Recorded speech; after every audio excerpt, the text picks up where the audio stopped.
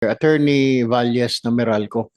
Ano pong ginagamit nyo? Ano ho yung formula na ginagamit nyo para ma-detect yung systems loss bawat bahay? Pare-pareho po ba? Pagpunta po ng inyong meter reader doon, yung magkukuha ng bill?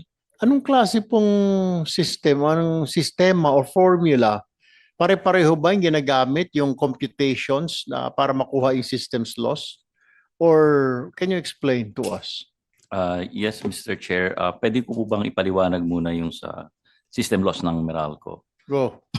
Go ahead. So yung sa Meralco po today, no, ang feeder loss cap na inimpose ng regulasyon ay nasa 5.5%. So ang Meralco po ay ang total system loss cap namin or feeder loss cap namin ay 4.22% as of 2025. So mababa ho kami kaysa doon sa feeder loss cap na sinet ng ERC, at sa aming palagay ay yung 4.22 na yan ay global standard na po. At dun po sa 4.22 na yan, less than 1% lang po dyan ang tinatawag nating non-technical losses. So yung non-technical losses po, alam na po natin yun po yung mga pilferage of electricity.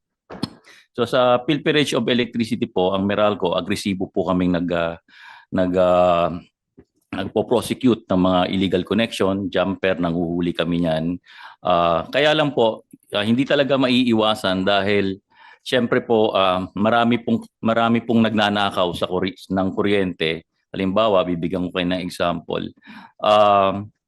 Sa gabi nila ginagawa. Halimbawa, madaling araw.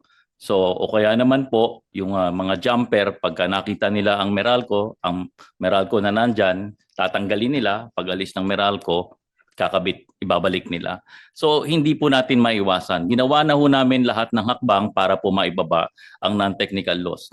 Tinaas po namin ng metro sa mga ilang depressed areas para hindi maabot. Yet, may nangyayari pa rin hong non-technical losses. So, ang solusyon, kung gusto natin i-eradicate or tanggalin talaga ang non-technical loss, kailangan damihan namin yung personnel na 24/7 nag-i-inspect dito sa mga kabahayan na to at nakabantay sa bawat bawat isang kilometrong poste na umiikot sila o rumoronda sila, at napakagastos po yun.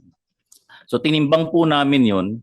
Kung yung sinasabi nyo po, kailangan namin gawa ng paraan para mapababa yung non-technical losses. Nagkaroon na ho kami ng simulation dyan kung mas makakabuti po ba yon sa consumers. Kasi po ngayon yung less than 1% within the cap kami. Kung i-improve pa po namin yan below para ma-achieve natin yung zero na sinasabi nating non-technical losses, malaki naman po yung gagastusin namin na operational expenses at saka capital expenditure, no? Na siya naman po ang kakarga na naman doon sa taripa. Kasi po, hindi naman papayagan ng any distribution utility na malugi sila dahil sa mga nagnanakaw ng kuryente. So gagawa sila ng paraan, sabi nyo nga ho, ay para ma-curb ito, para mabawasan ito o para ma-eradicate ito. So mapipilitan nung silang gumastos. So kung gagastos po sila ng mas malaki kaysa sa magiging pakinabang ng customers dito sa system loss na tanggalin natin or gawin nating zero yung non-technical losses, hindi po magiging fair sa consumers yun kasi mas yung net po na benefit ma-offset. Sir, I totally disagree with you. Yes, sir. Your explanation, you mean you're a business. At the same time, you're catering to public service, di po ba? Pero boss, narinig ko yung sinasabi mo na tataasan kasi systems loss. Parang ayaw ninyo magka-incur ng losses. Business, sir, ay may mga losses. Dapat you have to be prepared for that. Pinag-aralan ko po sa eskwelahan yun eh. Normal po yun sa isang negosyo na magkaroon ng losses. At dapat meron po kayong allowance lagi for losses. I had a degree po in business management, kaya alam ko ho yun. So ibig ko lamang sabihin, are you saying na pag kailangan wala kayong losses, ipasa nyo sa amin? Yung pagdadagdag nyo ng mga tao, ikakarga na naman sa bill namin? Hindi na mo namin problema yun. Hindi na rin ho problema ng consumer yun. Magdagdag ka ng tao mo, mag-expand ka, wala kaming pakialam doon. Ang gusto lang namin, kuryente, bumibili po kami. Bumibili lang kami ng kuryente sa inyo, binibigyan nyo kami ng kuryente, pero yung sinasabi mo na para bantayan, walang magnanakaw, bakit kami na naman ang sasagot noon? Parang lagi na lang ho kami hong sasagot. Ganito lang sa bibigyan kita ng example. Kung nanakawan po yung tindahan, so sa susunod na next week, gagawin niya, tataasan niya lahat ng presyo ng paninda niya kasi nalugi siya, na-hold up siya, o nasunugan siya, o binaha yung tindahan niya, nasira. So may mga losses siya. Dapat sir, meron kayong mga miscellaneous na mga losses.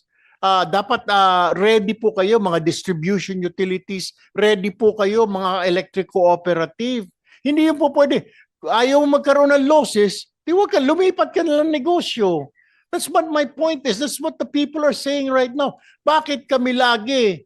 Kayo wala na ba kayong sasagutin na losses? Puro na lang sa tao, pass on, puro pass on. Lahat na lang pinapass on. Napakagandang negosyo pala nito. Hindi ko naisip sana tayo lang ako ng electric company din para na generation at saka distribution para napakasarap pala na negosyo na ito. Walang losses. Sa tao nyo lagi sinisingil. Ang kawawang taong bayan. Sir, hindi po tayo mayaman na bansa. Let us not forget. Yung mga sinisingil yun ng mga 360 na yan, yan po kita ng isang kababayan natin dito sa Metro Manila, 507 na yan, na imbis na pambili pa ng mga pagkain, kailangan ibayad po. This is what I do not understand. Siguro, don't give us that reason na tataas ang sisingilin na naman ninyo sa consumer. Bakit po sa amin? Di po ba? Why is it always like that? Na kami yung sasalo. Dahil kailangan nyo maraming tagabantay na mga jumper, etc., illegal metering. Problema nyo ho yun. That is your business. Hindi kami part ng Meralco. Kami po ang mga consumer, customer po ninyo. Yun lang ho yung sa akin. Ano po? Go ahead. Salamat po, Mr. Chairman Tulpo. Ang pinapaliwanag ko lamang po, yung sinasabi niyo pong losses ng mga distribution utilities, actually po, kaya po ang meron tayong system loss cap na tinatawag kasi po yung mga DUs na sinasabi nating inefficient na lumalagpas doon sa cap at hindi nila ginagawa ng mahusay yung kanilang trabaho para hulihin yung mga magnanakaw ng kuryente. Yung above the cap na yun, ina-absorb ho ng buong buo ng mga utilities yun. So, pag ikaw ho, ang naging criteria, batayan, ay pag ikaw ay bumaba sa cap, medyo sinasabi natin, efficient ka na, so hindi mo na ina-absorb yung losses na yun below the cap.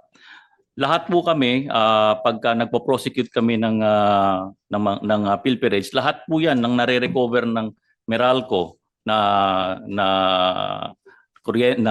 presyo ng kuryente na nawala, no, yung tinatawag nating billing na nawala, ay ibinabalik din ho namin yan sa customers bilang kabawasan sa aming generation cost. So wala hong napupunta sa Meralco diyan kasi yung nakukuha binabalik sa customers at yung buong system loss actually part ng generation cost yan, binabayad din naman yan sa generation companies. So si Meralco po, ang mangyayari dahil malaki yung magiging expenses niya, lahat ng expenses namin pagka ina-attempt namin na pababain ng aming system loss, I think karaniwan sa lahat ng distribution utility, ipinipresenta namin sa Energy Regulatory Commission. Ito po yung mga gastusin in terms of capital expenditures and operational expenditures. At i-evaluate naman ng ERC yon kung ano doon yung fair na expenses na pwede nilang sabihin na isasama nila sa taripa.